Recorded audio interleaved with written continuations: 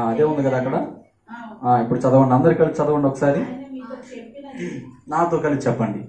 ఆయన మీతో చెప్పినది చెయ్యుడనెను. మంచిది, కనులు మూసుకొని ప్రార్థన చేసుకుందామండి. మా నీతి సూర్యుడా, మా ప్రాణనాథుడా, నిన్న నేడు నిరంతరం ఏకరీతిగా ఉన్న మా ప్రియ పరలోకపు తండ్రి, నీకు స్తోత్రములు అయ్యా. ఆనాడు మా పితరులతోటి ముఖాముఖిగా మాట్లాడి బలపరిచిన దేవుడవు, హెచ్చరించిన దేవుడవు, సరిచేసిన వాడవు నీవు నా ప్రభువా. ఈనాడు నాతో మాతో మీరు మాట్లాడండి. నీ పక్షం నిలబడుతున్న నేను బలహీనుడను అయ్యా. నీ రక్తము చేత మరొక మారు నన్ను శుద్ధి చేయండి. నీ బలమును నాకు దయచేయండి. నీ మాట నా నోటు ఉంచండి. నన్ను వాడుకునండి. నాతో మాతో అందరితోటి మీరు మాట్లాడండి నాయనా. మీరే బోధింప చేయవారిగా, గ్రహింప చేయవారిగా, ఒప్పింప చేయవారిగా నీ ఆత్మ సంచారమును మా మధ్యలో జరిగించి ఆత్మ స్వరమును వినిపింప చేయమని, మీరు మాట్లాడుతున్నప్పుడు వినబుద్ధిని నీ బిడ్డలకు పుట్టించమని, వింటున్న ప్రతి మాట కూడా గ్రహించుటకు శక్తిని అనుగ్రహింప చేయమని, ఉపదేశమును ఆటంకపరచాలి అని చూస్తున్న దుష్టుడును నాజరేయుడైన యేసుక్రీస్తు నామములో బంధించి మీరే మాట్లాడి సమస్త మహిమ ఘనత ప్రభావములు మీరు మాత్రమే పొందుకొనమని యేసుక్రీస్తు నామంలో ప్రార్థించి వేడుచున్నాము తండ్రి, ఆమేన్. మంచిదండి. మిమ్మల్ని చూస్తే నాకు చాలా సంతోషంగా ఉంటుంది. ఎందుకో తెలుసా? మనం ఎంతమంది ఉన్నాము? మహా అయితే 10 మంది ఉంటాం, అంతేనా?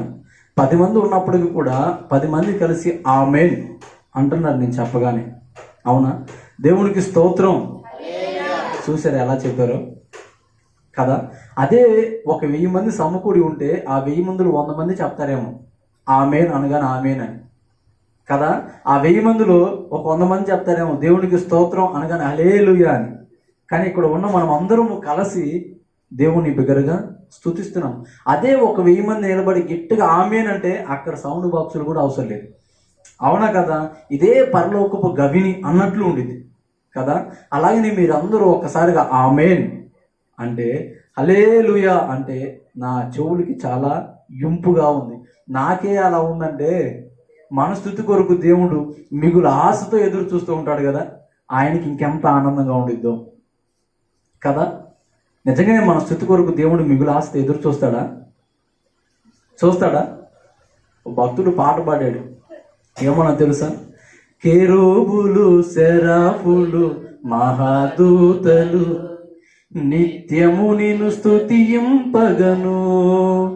ఎన్నికలేని మా స్తుతి కోసము, ఎన్నికలేని నా స్తుతి కోసము మిగులాశతో చూచుచుంటివా, మిగులాశతో చూచుచుంటివా.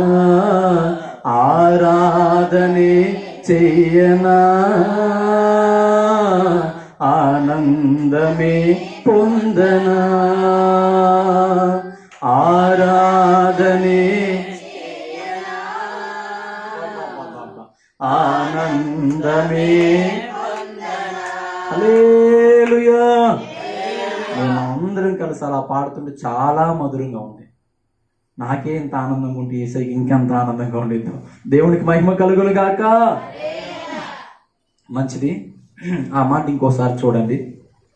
ఆయన మీతో చెప్పినది చెయ్యుడనెను. ఆయన మీతో చెప్పినది చెయ్యుడనెను. ఇక్కడ జరిగిన సందర్భం మీ అందరికి తెలిసిందే. మరొక మారు నేను జ్ఞాపకం చేస్తాను. అంటే ద్వితీయ ఉపదేశం అంటే మీకు తెలిసిందే మరలా తెలుసుకోవటం, మనకు తెలిసిందే మరలా తెలుసుకోవటం. ఆ సందర్భం ఏంటంటే కానా అను ఒక ఊరిలో, ఏంటిది? కానా అను ఒక ఊరిలో వివాహం జరుగుతూ ఉంది. ఏం జరుగుతుంది అక్కడ? వివాహం జరుగుతూ ఉంటే ఆ వివాహానికి యేసు ప్రభు శిష్యులు, యేసు తల్లి అయిన మరియా, వీరందరూ కూడా ఆ వివాహానికి పిలువబడ్డారు. వీరందరూ ఆ వివాహానికి పిలువబడితే అక్కడికి వీళ్ళందరూ వెళ్ళారు. అక్కడ ఒక విందు జరుగుతూ ఉంది. ఏం జరుగుతుందండి? విందు జరుగుతూ ఉంది. విందు జరుగుతూ ఉంటే అక్కడ విందు జరుగుతూ ఉంది. అప్పుడున్న సాంప్రదాయం ప్రకారము ద్రాక్ష రసం పోస్తారు. ఏం పోస్తారు? ద్రాక్ష రసాన్ని పోస్తారు. అయితే విందు జరుగుతూనే ఉంది, కానీ అక్కడ ద్రాక్ష రసము అయిపోయింది. ఇప్పుడు అక్కడ ద్రాక్షారసం పొయ్యకపోతే ఆ పెళ్లిలో అది ఒక అవమానం.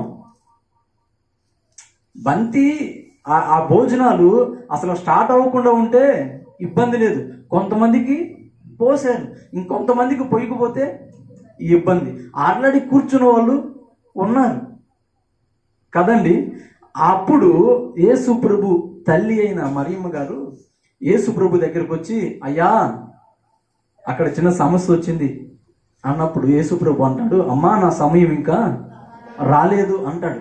అప్పుడు ఈమె శిష్యులతో చెప్పిద్ది ఏమనంటే, ఆయన మీతో చెప్పినది ఏంటిది, అది ఆయన మీతో చెప్పినది చెయ్యండి అని ఎవరితో చెప్తున్నారు తెలుసా? మరియమ్మ గారు శిష్యులతో చెప్తున్నారు. ఏమని? ఆయన మీతో చెప్పేది చెయ్యండి అని చెప్తుంది. ఎవరితోటి? శిష్యులతోటి. అయితే ఈరోజు యేసు ప్రభు మనతో మాట్లాడుతున్నాడు. ఏమనో తెలుసా? నేను మీతో చెప్పేది చెయ్యండి. ఆనాడు మనం చూస్తే వారు యేసు చెప్పినట్లుగా చేశారు. ఓ అద్భుతాన్ని వాళ్ళ జీవితంలో చూడగలిగారు. ఈరోజు దేవుడు మనతో చెప్పేది గనక చెప్పింది చెప్పినట్లుగా మనం కూడా చేయగలిగితే తప్పకుండా దేవుడు మీ జీవితాల్లో కూడా ఓ అద్భుతాన్ని చేయనుగాక. ఆమేన్, ఆమేన్. కానీ మనకున్న ఓ చెడ్డ లక్షణం ఏంటయ్యా అంటే, చెప్పింది మాత్రము అసలు చెయ్యం, చెప్పింది మాత్రము కష్టమైన చేస్తాం. ఏంటిది? చెయ్యండి అంటే చెయ్యం, చెయ్యొద్దు అంటే తప్పకుండా చేస్తాం కదా. మనం ఆది కాండంలో చూస్తే అక్కడ ఒక ఆదాం అనే వ్యక్తి ఉంటాడు, అవ్వమ్మ అనే వ్యక్తి ఉంటుంది. ఏదైతే చెయ్యొద్దు అన్నారో కదా, చాలా సింపుల్గా చేశారు. అది యేసు ప్రభు చెయ్యొద్దు అన్నది ఓ మనిషి చేయటానికి సింపుల్గా చేస్తాడు, కానీ చెయ్యమన్నది చేయటానికి మాత్రం చాలా కష్టం. ఈరోజు మనం చూస్తూ ఉంటాము, పిల్లల్ని అయ్యా అది చెయ్యొద్దు అంటే వాళ్ళు ఏం చేస్తారు తెలుసా? నువ్వు చెయ్యొద్దు అన్నదే చేస్తాడు. పోనీ ఓ భార్య అయ్యా అది చేయమాక అయ్యా అంటే ఆ భర్త ఏం చేస్తాడు తెలుసా? అసలు నువ్వేం చేస్తావు చూస్తానని చెప్పి అదే చేస్తాడు. లేదు, ఓ భర్త భార్యకి చెప్పాడు, అమ్మ తల్లి అది చేయమాకమ్మా అంటే ఏమేం చేసింది తెలుసా?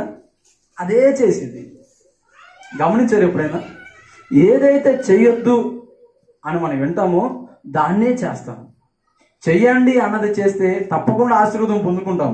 కానీ మన నైజం ఏంటంటే చెప్పింది మాత్రము వద్దన్నది మాత్రము చేస్తాం. చెప్పింది చెయ్యక శాపాన్ని తెచ్చుకునే వ్యక్తులు చాలామంది లేకపోలా. ఒక వ్యక్తిని నినివే పట్టణానికి పోయా అంటే ఈయన ఏకంగా ఏడకెళ్ళాడు, తార్సీస్కి వెళ్తున్నాడు. దేవుడు ఒకటి చెప్పాడు, ఈయన మరొకటి చేస్తున్నాడు. మరొకటి చేయటం వల్ల అతడి జీవితంలో ఏం జరిగిందో తెలుసా? ఓ తుఫాను వచ్చింది. అతడితో పాటు అతడితో ఉన్నవారందరూ కూడా శ్రమని అనుభవించారు. నన్ను ఎత్తి ఈ సముద్రంలో పడవేయండి అయ్యా అన్నప్పుడు వాళ్ళు చీటీ వేసి అతన్ని ఎత్తి ఆ సముద్రంలో పడవేస్తారు. ఆ సముద్రంలో పడవేసినప్పుడు ఆ తుమ్మింగిలం వచ్చింది, ఆయన మింగేసింది. ఆ తుమ్మింగిలం గర్భంలో ఉండి మరలా ఆయన ప్రార్థన చేస్తాడు. ఆ ప్రార్థన దేవుడు ఆలకించి మరలా ఆ వ్యక్తిని బ్రతికిస్తాడు కదా. ఇదంతా ఎందుకు జరిగింది అంటే దేవుడు చేయొద్దు అన్నది చేయటం వలన జరిగింది. కొన్నిసార్లు మన ఇష్టమేమో ఒకలా ఉండేది, దేవుని ఇష్టము మరొకలా ఉండేది. అర్థమైందా? అందుకే ఓ భక్తుడు అంటాడు, దేవుని చిత్తాన్ని నువ్వు తెలుసుకొని చేయగలిగితే దేవుని చిత్తము నీకెంతో ఆశీర్వాదమును తెచ్చిపెట్టింది. అట్లా కాకుండా నీ ఇష్టాన్ని జరిగించావనుకో అది నీకెంతో నష్టాన్ని తెచ్చిపెట్టేది. అర్థమవుతుందా? నువ్వు అనుకున్నది జరగలేదని కలత చెందాల్సిన అవసరం ఏమి లేదు. అనుకోనిది జరిగిందని దిగులు పడనక్కర్లేదు. అర్థమవుతుందా? ఇది జరిగింది, అయితే ఇది దేవుని చిత్తమా కాదా అన్నది తెలుసుకున్న వ్యక్తివై ఉంటే చాలు. దేవుని చిత్తమే నా జీవితంలో జరుగుతుందా, లేక నా స్వచిత్తము జరుగుతుందా, నా ఇష్టము జరుగుతుందా, లేక దేవుని చిత్తమే నా జీవితంలో జరుగుతుందా అన్న గ్రహింపు ప్రతి క్రైస్తవునికి ఉండాలి. ఏంటిది? నా జీవితంలో నా ఇష్టము జరుగుతుందా, లేక దేవుని ఇష్టము జరుగుతుందా, ఏమి జరుగుతుంది నా జీవితంలో అన్న గ్రహింపు ప్రతి వ్యక్తికి తప్పక ఉండాలి. దేవుని చిత్తమేదో దేవుని చిత్తము కానిదేదో తెలియకపోతే ఈ ఆత్మీయ యాత్రలో ఏమి జరుగుతుందో కూడా మనకి తెలియదు. ఏమి జరుగుతుందో తెలియనప్పుడు ఎలా ఉండిద్ది? ఎలా ముందుకు వెళ్ళగలుగుతాము? కష్టమైపోద్ది కదా. కాబట్టి కొన్నిసార్లు మనం అనుకోని జరుగుతూ ఉంది, బహుశా అదే ప్రభు చిత్తమేమో మన పట్ల అన్నది గ్రహించగలిగిన వ్యక్తులుగా ఉండాలి. అర్థమైందా? దేవుడు చేయొద్దు అన్న పనులు చేసి చాలా మంది పాపాన్ని తెచ్చిపెట్టుకున్నారు. తిమోతికి రాసిన పత్రికలో మనం చూస్తాం. మీరు తీయాల్సిన అవసరం లేదులే, కానీ అపవిత్రమైన ముసలమ్మ ముచ్చట్లను విసర్జించండి. అవునా? దైవభక్తి విషయంలో మీకు మీరే సాధకము చేసుకోండి.